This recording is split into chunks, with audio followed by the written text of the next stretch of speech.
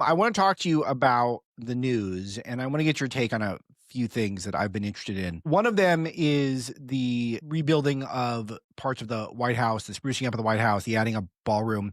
This one feels like another trap that Trump set for the left, and they all walked into it. But I let me get your take. I love this story. It's just I love watching the left, including the media, make absolute fools of themselves going after Trump in the most petty, Yes. small-minded, dishonest, and hypocritical way, because all they're doing is hurting themselves. That's all that they're doing.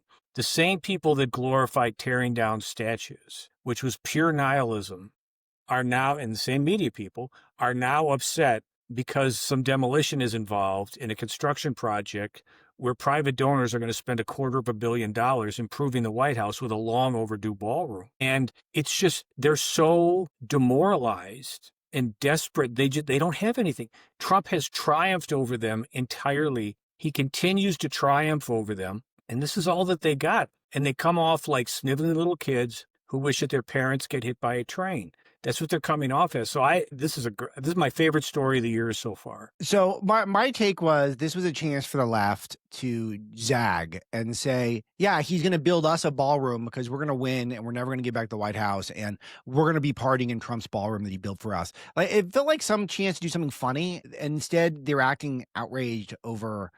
And they're setting up all these false premises like the White House cannot be touched at all. And the latest talking point that people are using, which I like, is that these are the same people who want to tear down statues of George Washington, but they can't update the White House.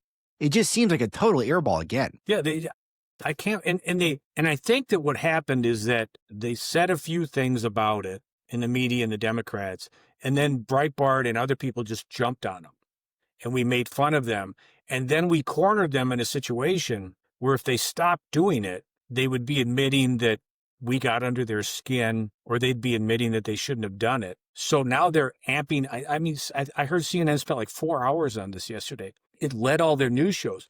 So now they're doing even more. And it's just fantastic. They're just in a terrible, they painted themselves in a terrible corner. And this was a chance for the Democrats to be gracious, to show unity and to say, listen, we appreciate the president's doing it. We think it's a great idea.